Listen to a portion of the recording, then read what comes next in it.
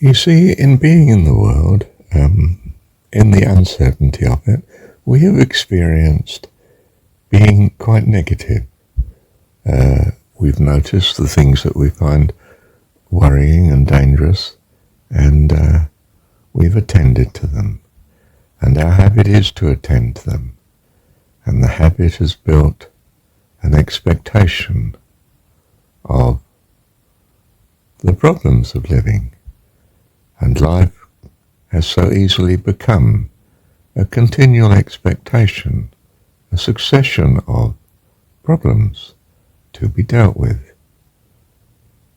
And the good news is that you are alive, which means in that sense you have managed to cope with each of the problems as they've arisen, a lifetime of them to date.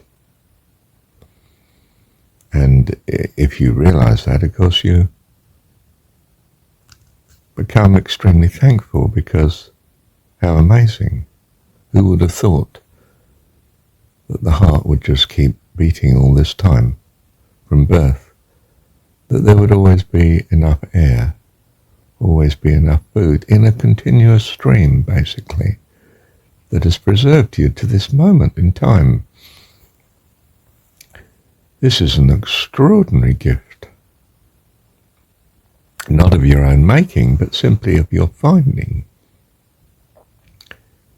And a great thankfulness can dawn upon you if you meditate on such, because, oh, how wonderful.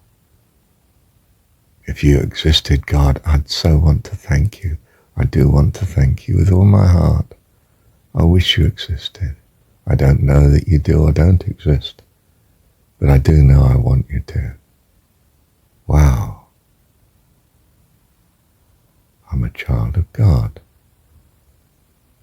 I want you to exist. Lovely one, I want you to exist so I can shower thankfulness on you, so I can be as lovely a child as you allow me to be, Lord. Wonderful in your eyes, all your joy. I would so love that to be. Love you, Dad.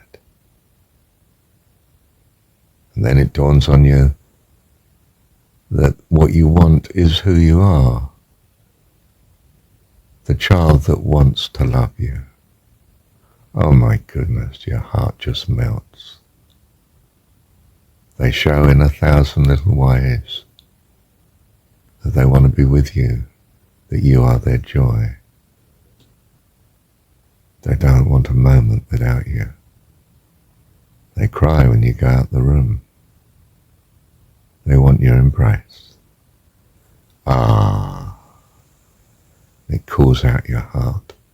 If it calls out your heart, how much more does it call out our Heavenly Father's heart? Person of persons of persons.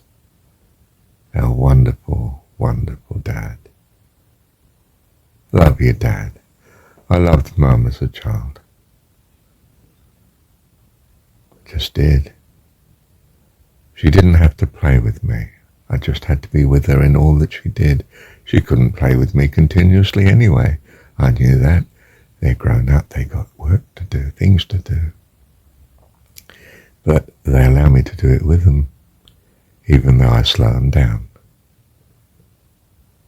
Same with Dad. I mean, yeah, I would slow him down, wouldn't I? Helping with the grass, putting the lawn cuttings in the wheelbarrow and taking them to the dump while he does the mowing in between and so on, and waiting for him to finish.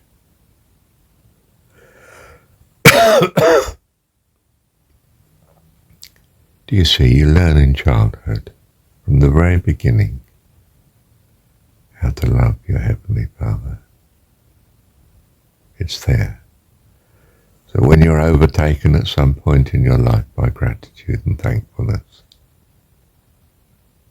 you know how to please, you just wish to be with. I did everything with Mum, everything. Sunbathed together, bathed together,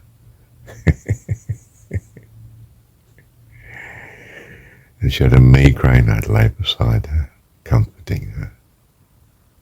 I'd go through the migraine in bed by her. She'd have the curtains drawn. Cold winter, she'd have the gas fire on low. It'd be the afternoon, be a few hours. I'm in the best place, I'm with Mum, loving and caring for her. Where else would I want to be? Nowhere. And that's how you are with your Heavenly Father. How much more with your Heavenly Father?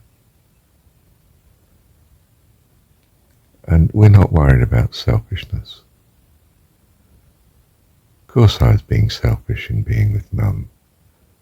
I was doing what I wanted to do more than anything else in the world. And she loved me for it. It's a good relationship.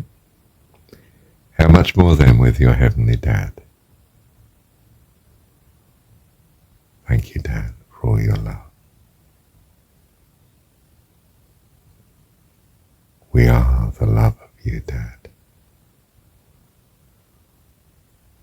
We are built by your love to us.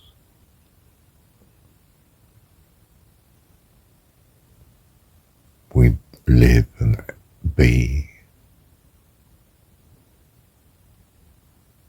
the love of you, loving you day and night, night and day.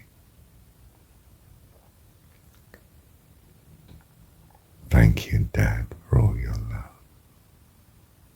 We are transformed by it into your loveliness. We are your children, we grow up to be as you are. Fantastic one. Ever filled with the love of you. Thank you, Dad, for all your love. Thank you, Dad.